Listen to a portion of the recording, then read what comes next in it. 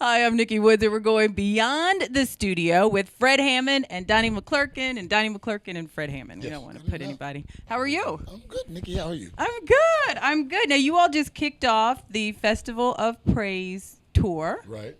31 cities. 31. 31 cities. Right. So tell me a little bit about it, because we talked on the Tom Joyner Morning Show, and you all did your in-studio jam. And you said this is going to be more of a production than just a concert. Well, more of a party. Okay, a party. You know, it's going like to be an party. organized party. You know, and we You just said want an an organized party. party. Yes. You know, a produced party. So, but no, it's just going to be. We're just coming to jam and sing, and we're just going to have a ball. And you never know, we may pull people up out the audience to come and do and sing something. But we just going to have It's going to be fun.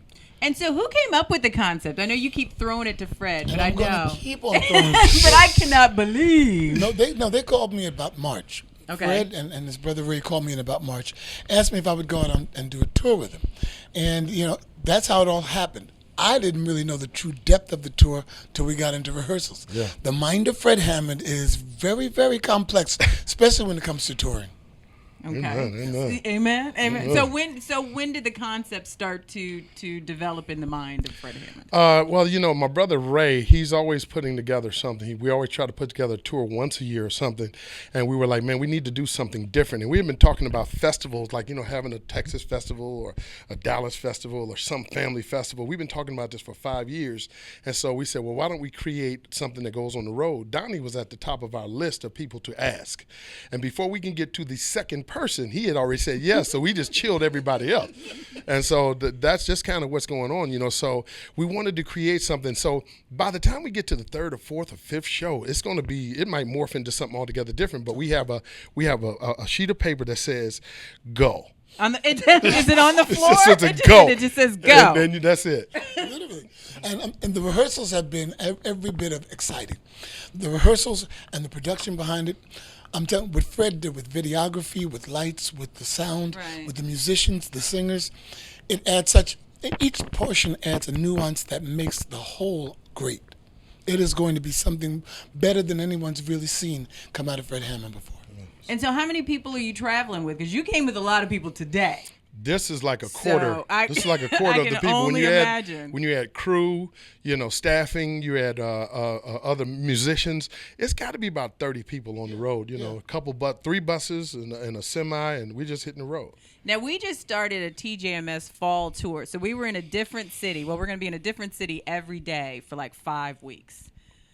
Touring tips, right? That's going to be fun. After the first week, we were like, what have we gotten ourselves into? It's a lot of fun, but it's a lot of work. A lot of work. And I'm telling you, honestly, this is a short tour for Fred. Really? 31 cities in about 40 days is a short tour for Fred. Unbelievable. The gospel kind of needs it. Gospel needs it. Yeah. Now. We need to infuse this. Ty Tribbett went out and he set the tone for the spring. Did a great tour at the House of Blues tour, and so now the old guys, we gonna close the year out. Let him do that to you? Yeah, no, We old. We old. Let me tell you something. The seasoning comes with age. That's right. And I've watched Fred, and I keep throwing it to Fred because that's who I am. I'm a team player. I've watched Fred do concerts even before I did a tour. He's the first one to ever take me out on tour. Really? And first one. I did 2 or 3 dates and was tired.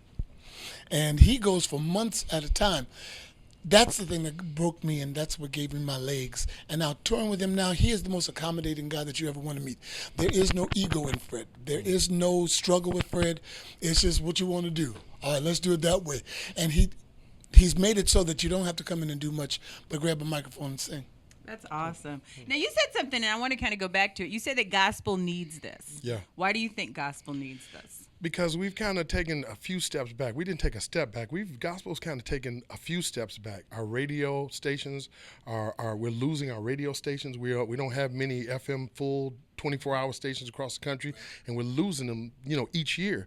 And so we're thankful for like stations like this that will play gospel, and we can't really get on the air on urban stations, so we have to really do something. We have to take ownership and say we're going to put the pride back in gospel music, and then maybe that will infuse it, and people will come and they'll start to, because people love gospel music. Absolutely. They love it. So we just have to take the business and status up, Yeah.